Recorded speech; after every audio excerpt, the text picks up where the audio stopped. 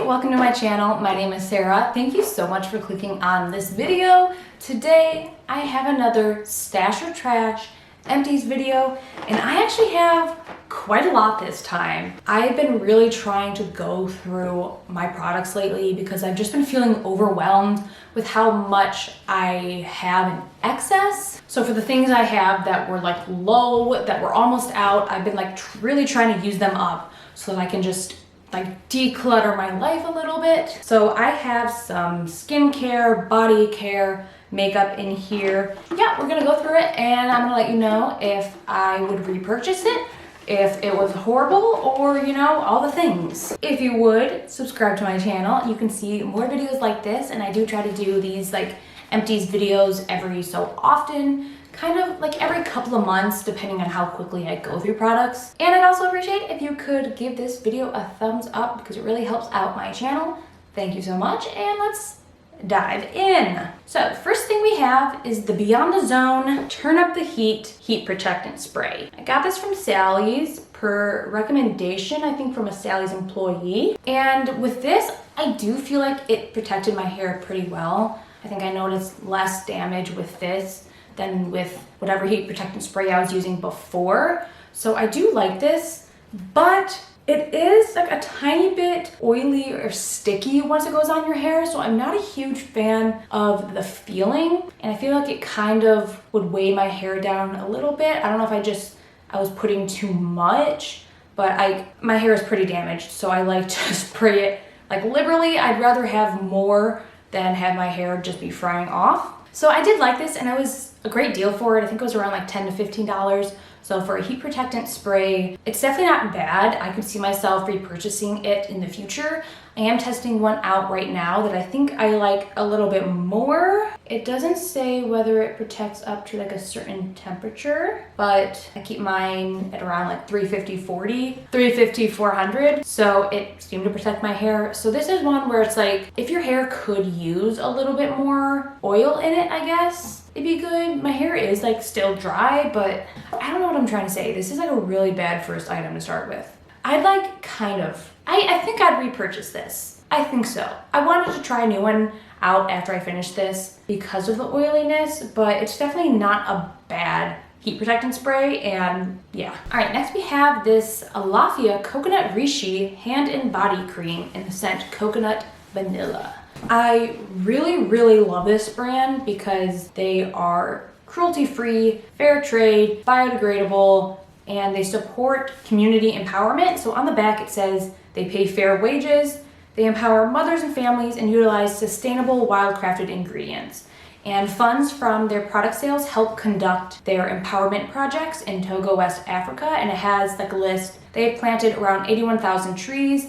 They have had around 37,000 student recipients for school supplies. They have donated around 9,600 bikes. They funded around 5,100 births, and they built 14 schools. So it's like a perfect example of a brand that's like really giving back, and I truly appreciate that. I'm way more likely to buy from a brand if they do something like that. So I do absolutely love this brand. However, this specific product I am not a huge fan of. This is the coconut oil line. They do have different lines. Currently I have their shea butter line, which I love. It's creamy, it's moisturizing. This is their coconut oil one, and it was just not my favorite. It was kind of thin and runny, and I felt like it didn't absorb into the skin very well. So I do like their other products, and I would repurchase their other products, but I think I would in the future skip their coconut oil line because it's just not as moisturizing as say their shea butter one.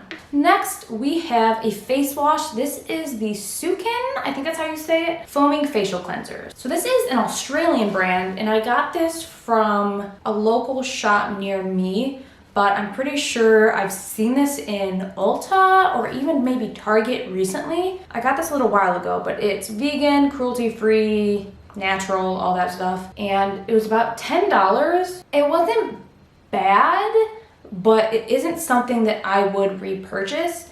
It's something that I used as my first cleanser to take my makeup off because the sales associate that I was speaking to said it does a really good job of removing makeup. So I was like, oh, that's perfect, because I will use a I will use a cleanser to kind of remove my makeup and then go in with another one after that to like fully cleanse. I'll do a double cleanse every night that I'm wearing makeup. And I felt like I just had to use a lot of this in order to get my makeup to come off, and I had to just like really lather it up and work it into my skin in order to get the makeup to just like dissolve and wash off.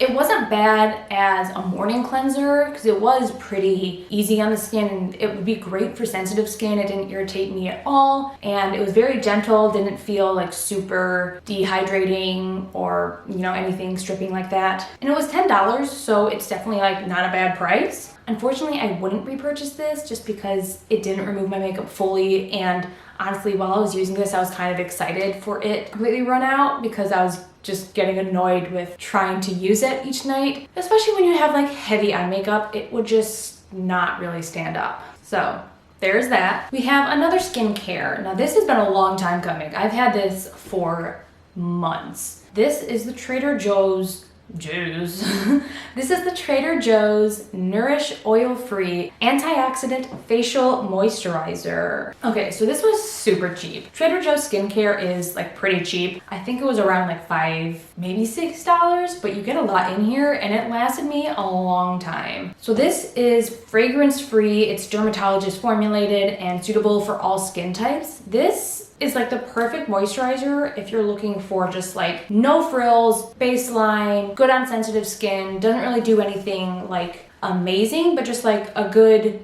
standard moisturizer. I feel like it's a really good even level of moisturization where whether you have dry or oily skin, this would work. If you have like super dry skin, it might not be hydrating enough because it is still a little bit thinner. Like if you're typically going for thicker products, I don't know if this would be amazing, but I definitely would repurchase this. I also have tried their Enrich moisturizer, which is even cheaper, and I like that even more, but I don't have a Trader Joe's near me, so I can't always repurchase them.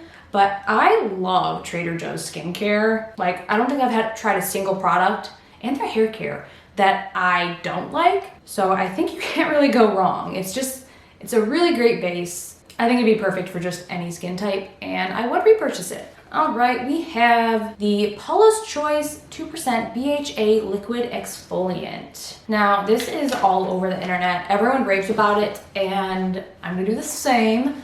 I really like this. This is my second or third bottle, and I did repurchase it and have a new one in my bathroom, but I really like this. I use this most days because it's pretty gentle enough for me to use more frequently, but it has salicylic acid and it does a really good job of unclogging pores and just kind of evening out skin tone. I have struggled in the past with like those little like under the skin clogged pores, pimples, whatever you want to call it, and this definitely helps exfoliate the area so to avoid those. And I've noticed a significant difference in my skin while using this. I've actually been liking using this like almost every day as compared to using like a more harsh like chemical exfoliant less often, because I feel like I see a better result with a weaker exfoliant more often than a stronger one less often. It is a little bit pricey. It is one of those products that I don't want to pay like the $30, but they've got me hooked and I am going to. So I think it's worth it. And I mean, I don't like to spend a lot of money on products. This is one of the very few skincare products I will actually spend more than $20 on. So I feel like that says a lot. All right, now we have two things from The Ordinary. This I'm pretty sure I ran out of like a long time ago and I just forgot to include it in a video. This is The Ordinary Retinol 0.5% in Squalane. So this is my very first retinol that I tried, this one from The Ordinary, and I like it. I use it as an anti-aging thing every single night so I can age nicely and prevent wrinkles as best as I can.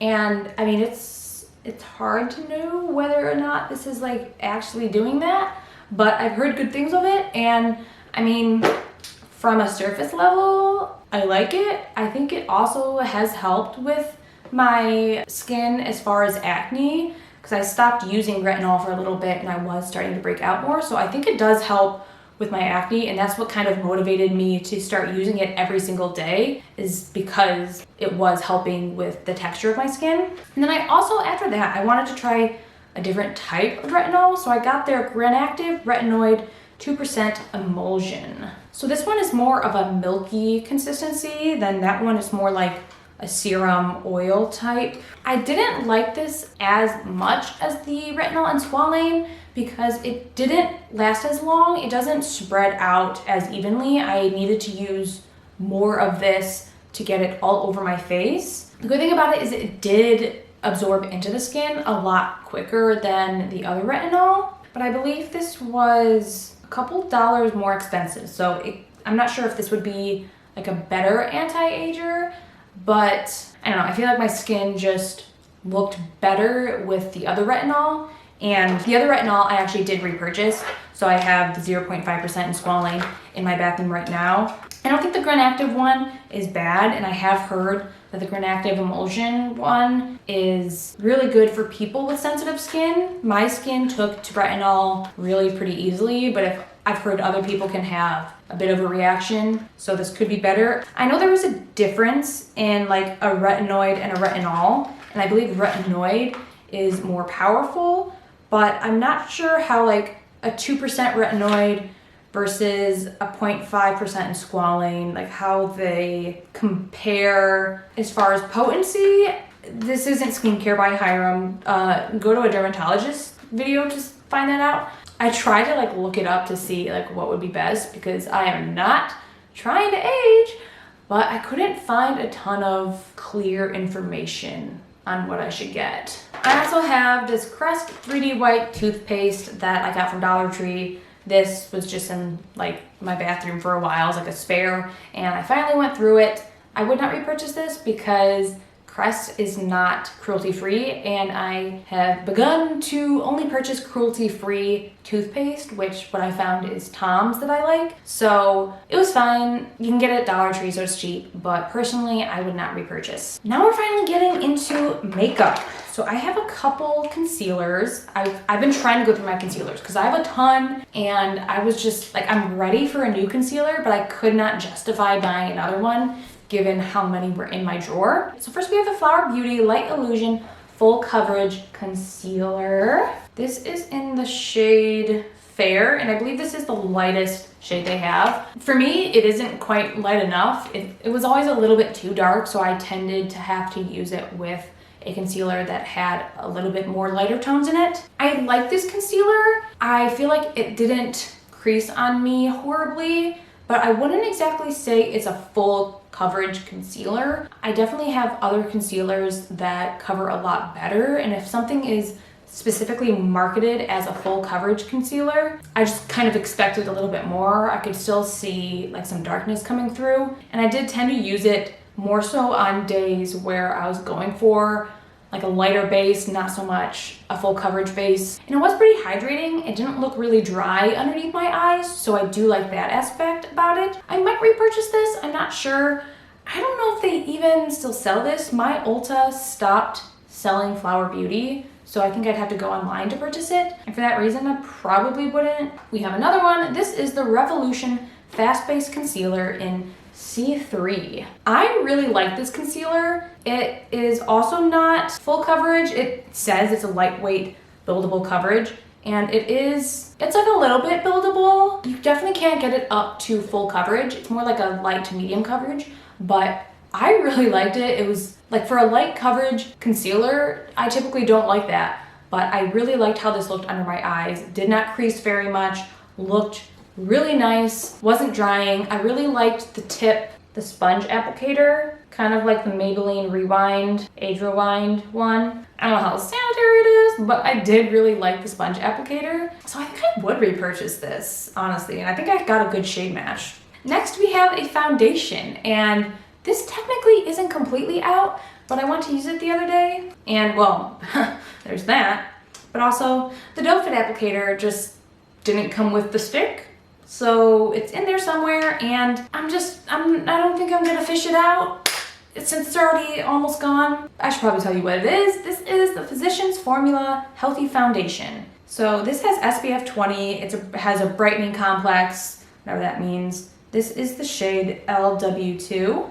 I've heard really good things about this foundation and I do like it, but I wouldn't repurchase it because I just felt like it creased pretty easily. Like especially on my forehead, I would find that like even by the time I got to work, it would already be like creased and like settling in my lines. And it just seemed really pretty quick to do that. Overall, it looked okay on the skin. It wasn't super full coverage. I'd say it's probably more like medium coverage. For something called the Healthy Foundation, I was just expecting something a little bit more hydrating.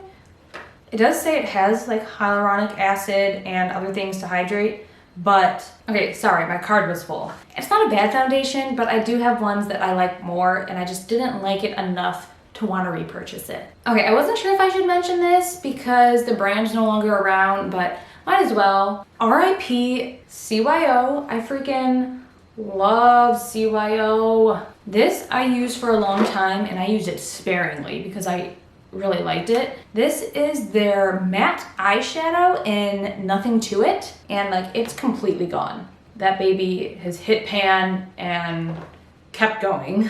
But I actually use this as a bronzer because it had a really beautiful, cool tone to it and it looked great on fair skin and I miss it very much. In theory, I would repurchase this and I don't want to dwell on it long since you can't actually go out and buy it, but if CYO ever came back, I'd be all over this. If you know any good cool toned bronzers, even if it's an eyeshadow, do let me know. Next we have the Next we have the e.l.f.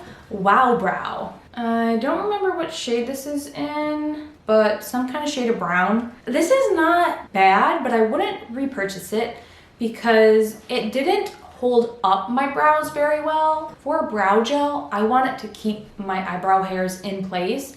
And this was just, it's a really soft gel, so it's definitely not keeping your eyebrow hairs in place. It's more so just for color. I did like the color and the wand. I also prefer to do kind of a more sculpted brow, so I would typically use this along with a brow pencil. If you do like a more natural, softer looking brow, you might like this, but it is personally not for me. We have two more brow products. Actually, I think these are the same product. Yeah, I guess I didn't realize. This is the Makeup Revolution Skinny Eyebrow Pen in the shade Medium Brown. So I can't show you how skinny it was since it's all used up, but I really like this, hence why I purchased two. It's really, really skinny, which is what I prefer. I do not like brow pencils that are too thick so that I can like mimic the look of like hair strokes and also like get like a defined line. I prefer only eyebrow pencils that specifically like a skinny tip, which this is, and I like this. It's a good texture. It's not too waxy, but it's also not too easy to like wipe off. I think it's around $8, so it is a little bit more expensive than some other drugstore eyebrow pencils, but I like this more than like the skinny eyebrow pen from e.l.f. and I think I like it more than the LA Girl one. So I would repurchase this and I do like it. I am trying something else out right now, but I will most likely go back to this in the future.